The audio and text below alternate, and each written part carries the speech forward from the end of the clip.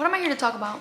Before I hop into this story, I want to make sure that you know that this is probably gonna be like a longer video, not too long, but like story time sit down video. I haven't done one of these in a while. I just wanted to open up and be honest and vulnerable with you guys. Kind of like work through on camera what I've kind of been going through this past week. So this video is about tapping into your childlike self, chasing your dreams, determining what makes you happy, and kind of like going for it. Now, I'm not necessarily going to teach you how to do these things, but I am going to tell you my story and hopefully that inspires you. Ew, I hope this is not too sappy. Let's talk about it. Okay, so I was minding my business last week and Vic was like, hey, do you want to go watch Spider-Man No Way Home? And I was like, sure. We go to the movie and guess what? I end up inspired as hell. Like, annoyingly inspired. Like, have you ever had a dream and it blew up? Wait. Well, I have. And going to see Zendaya, which is who I was going to go see, okay? Zendaya on that big screen was so inspiring to me. Like, I remember watching Zendaya, you know, on Shake It Up when I was a little girl. You know, her and I are the exact same age. And I was just watching her on this big screen and, you know, we came home and the next day I just like was so emotional all day. I was like, wow, she grew from this Shake It Up star to Spider-Man star. You know what I'm saying? Like, she has grown tremendously in the past 5 years and I was so proud of her, like as if she was my friend. And I was like, I wish I would have followed my dreams. I was watching her and it made me so emotional. The next day I was like sobbing all day. I was video journaling, kind of like this, but like sadder. And I was just so down on myself for allowing life to get in the way of all of baby Kit's dreams, you know? Let me tell you my story. All I could think about while watching Spider-Man was all of my dreams deferred. Not to get poetic. I've said this before on camera, on my videos. I've hinted at it before, but I used to dream of becoming an actress or an actor. I've dreamt of doing that since I was a little tiny baby girl. Like, I've always wanted to do it. And you know what's crazy? I've always wanted to do it, not for like the fame or the money or, you know, like the status. I always felt like I brought something to the world that could impact people in a positive way. And I wrote in my journal, literally 4 days ago, I wrote this down. I was like, you will succeed, you will impact, you will heal, you will encourage, you have a story to tell and you will tell it, you will inspire. That's literally what I wrote. And when I say you will heal, I mean like myself and others. Like, you know what I'm saying? Like, help people heal, if that makes sense. So how did I get here? How am I here? How am I 25 years old and just now having the epiphany of, wow, I need to chase my dreams? When I was a little girl, when I was a kid, like, I think I was like, I want to say like from the age 10 to 14-ish, I used to beg my mom to take me to, like, if you're from Houston, you know of like Neil Hamill, I think it's Neil Hamill, Paige Parks agency, John Casablancas, like the little agencies that claim to be agencies, but really they just want you to pay for like acting classes and, you know, that kind of vibe. I used to beg my mom to take me to those things, knowing that it was like a scammy vibes and like, but I just had dreams, you know, like I was a Disney Channel wannabe ass kid and I just remember being in those acting classes, agency, whatever, and I was so good. Not to toot my own horn, but I was really good. Like, I would get really good feedback, you know, and I would get really good feedback from my mom, of course, and yeah, I was just really happy. I always performed in some type of way. Like in middle school, I was in theater. I was Gertrude in Horton Hears a Who, and I just remember being in our tiny ass apartment in A-Leaf, Texas, and performing my Gertrude songs to my mom when I knew damn well I couldn't sing, but I was so into it. But yeah, I just remember being so happy. And then from that, like being in high school, I was also in theater. I wasn't like the superstar or anything, but I was doing it and I was really happy and building like a little community. I've always loved that. Well, I even hosted like a Black History show. I don't know, I've always felt in my element doing things like that. So Unfortunately, I feel like life, this was 2014, I was graduating high school. Damn, I sound old. Ooh, I don't like that one. I was graduating high school, and you know, my mom and I, you know, like, I come from a very, like, a lower class family. And my mom has always encouraged education because that's the way to success in, you know, our parents' minds. They think that going to college, getting a degree, and securing a job, or at least securing the degree to have a job as a backup plan, is the way to secure financial success. And I always had my mom in my ear telling me, you know, go to college, get a job, and then worry about everything else later. That's gonna be your plan B if you do decide to do anything else. So I remember not wanting to go to college, so I chose to go to the military. Not my best idea, but whatever. So straight out of high school, not even straight out of high school, I was still, like, it was my junior year of high school when I was like, bet, I'm gonna go to the military when I get out of high school. Yeah, what the fuck was I thinking? So I went to the military. I was 17 years old. Well, by the time I graduated, I was 18. Went to the military, and I just remember being in my advanced individual training, which is like after your basic training, and you can finally have your phone. And I just remember sitting in my little twin bed and trying to figure out what I wanted to do, like a big girl, real job that I wanted to do. And I was thinking of like landscaping and like whatever, like all these different things. And finally I settled on PR, public relations, because that meant that I could still be close to the film industry. Initially, my thought was, well, if I can't be an actress because, you know, it's not guaranteed and I have no leads or really any training and I haven't booked a job, or, you know, I haven't done any of the things necessary, I'll just stay as close to the industry as I can because I know that the industry makes me happy. So I was like, bet, PR. Fast forward, I am in the military. I'm at the University of Houston. I am studying to get a public relations degree, and college kind of sucks, right? Like, you're doing all this work to get a degree to eventually get a job that you're probably not gonna like unless you're really passionate about what you're studying. And I remember while in college, I was like, okay, I'm gonna give this acting thing another try. But I didn't want to do acting as my, like, you know, like theater or like some sort of like arts degree, because I didn't want to put all my eggs in one basket. So I ended up going to like a acting, modeling and talent for Christ, AMTC. And it's one of those where you go through all these acting classes, and at the end of your classes you go to like this big event. It's called Shine, and you audition for agents, schools, etc. So I went through my courses, and I was in college and I wasn't focused, and I was being pulled in so many different directions: military, school, extracurriculars, acting, you know, and everything else in the world. And I was just like, I just wish that I would have just focused on what I loved, you know?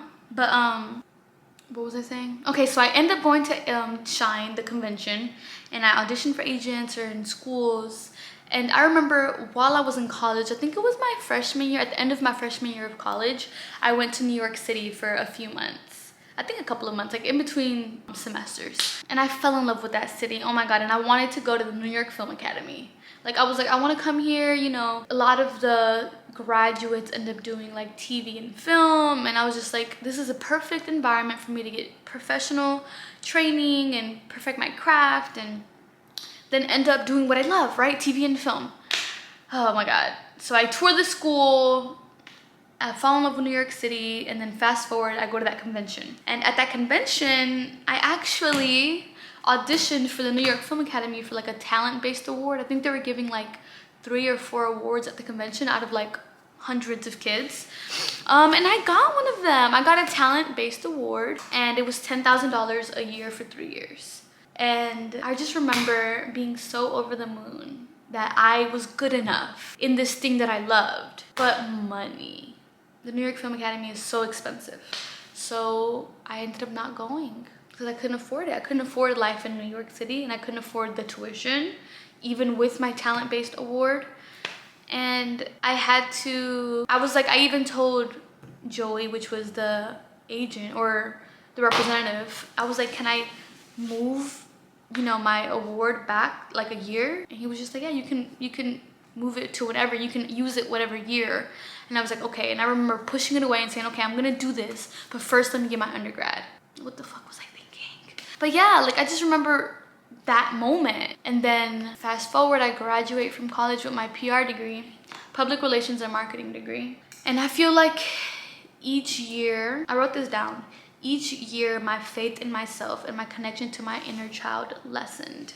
And I don't know if that's the right way to say it, but I feel like as adulting became more serious, like bills became more of a thing, and I had to have a good credit score and had to, you know what I'm saying? You start getting sucked in by the world and society standards, and I feel like my inner child was getting pushed down further and further, and to the point where, yeah, like that dream had blown up. What is it? How does the poem go? Does your dream, I don't know, something about the sun and a raisin. Raisin in the sun? Now I kind of want to Google it. My dream, what's the word? My dream shriveled up like a raisin in the sun. Anyways, please, I do not need to become a poet. But yeah, so I was still in college, my senior year of college, and I got a job at a startup doing customer service. And I got so caught up in the corporate structure, and you know, like I'm a winner.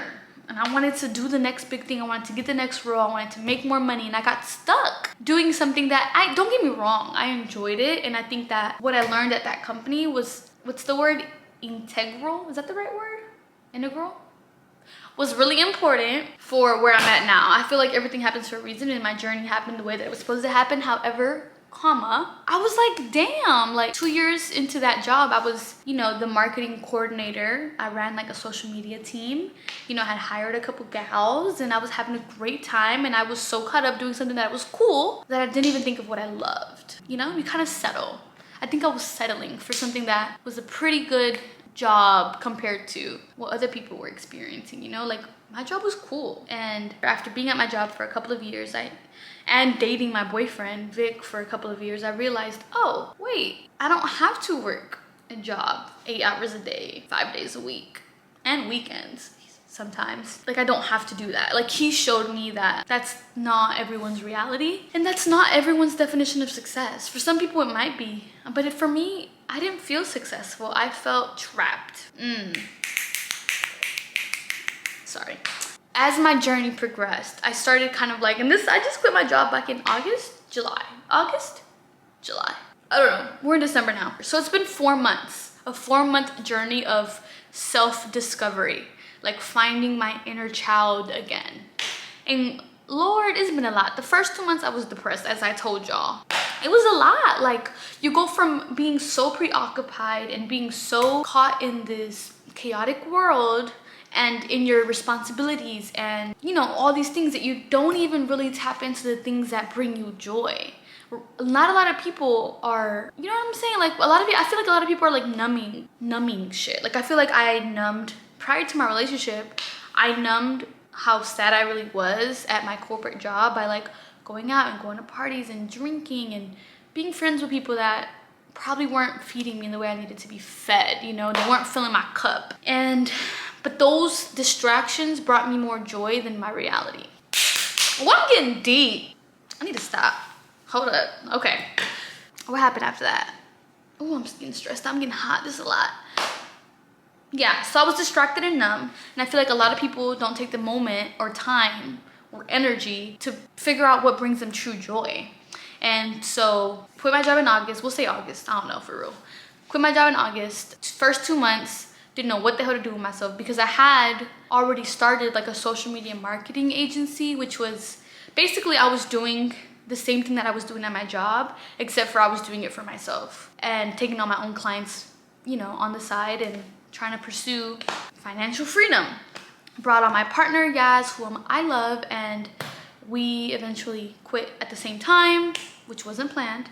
But yeah, we started our agency. So that allowed me to quit my job, right? But now that I quit my job and I'm my own boss, it only takes me, you know, I would say not even 1/4 of my day to complete my client work. So I had a lot of time to think.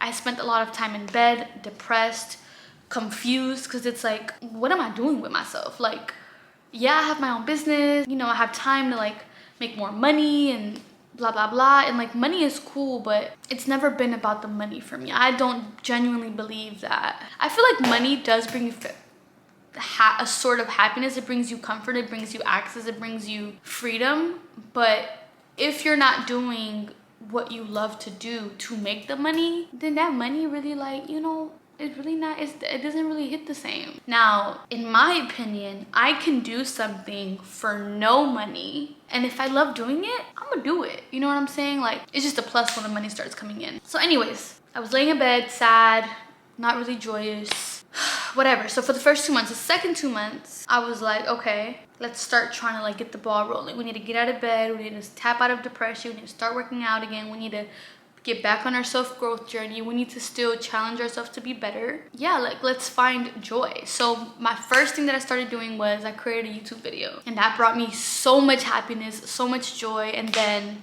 I started getting consistent on TikTok, and that brought me so much happiness and so much joy. And I started seeing results on TikTok. Like, I gained, like, I would say now I started like at 13.8 followers. I have like 17K now, and I've only been going hard for like a couple months. And I know it's not huge growth, but it's growth. It's proof that it's working, that what I'm doing, you know, I'm touching people, I'm impacting people, and that feels so good, you know? And I was just like, now what? Now what do I do? I've been like hitting a new, what's the word? Like a new level each time. And the first level was like quitting your job. Second level was tapping out of depression. Third level was finding joy in hobbies. Third level is, oh wow, these hobbies can be monetized. Fourth level is, wait, those hobbies are a gateway drug back into my first love, which is acting. So here I am, finally realigning with baby Kit and choosing to chase my wildest dreams. It feels good to chase my dreams. You know, I don't know if you guys know what that feels like, or if you've allowed yourself to feel that, but it is, I don't know, it's like it hits different.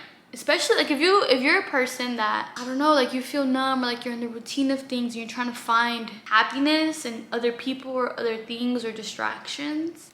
I don't know, bet on yourself. Because once you start pouring into yourself and finding happiness from within yourself and your passions and feeding your dreams and feeding your inner child, you know, you feel like you're on like a journey, like a real fun journey, and you can't wait to get to the end, but you're also just enjoying the process. So with all that being said, I hope my story kind of like inspires you to like realign with your inner child. I am finally at a place where I think I have a clear goal for what makes Kit happy and what happiness looks like for Kit. And it feels good to have realigned with that. But it took a long time of distractions. You know, just it took a lot for me to get back to where I'm at now. And yeah, I just hope that this inspires you, you know? I am 100% gonna keep chasing my dreams and keep just grinding, doing what I love, and I know that one day everything's gonna turn out the way that it's meant to, and I can't wait. So I encourage you to take a step back and figure out what really makes you happy. It's easier said than done.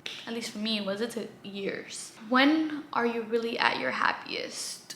How can you experience that happiness more often? I encourage you to heal yourself from all that negative self-talk. I encourage you to overcome your fears and cancel out all those intrusive thoughts. I encourage you to choose you and love you. Like, I encourage you to love yourself. Did that come out right? I don't know. But yeah, I hope those questions and words hit you. One thing that I learned this week is people are scared, right? Like, you're scared of chasing your dreams, taking that leap, starting that business, whatever. Like, you're scared. But the fear is not going to go away. You're going to continue being scared, but you have to take that leap while you're scared. And once you're midair flying, I feel like that's when you start to appreciate the beauty of it all. So don't be over there sitting down on your couch waiting for the fear to disappear, because it's not going to. You have to jump when you feel fearful and then enjoy the view. Period. Okay, that's enough. That's enough. I hope I touched you.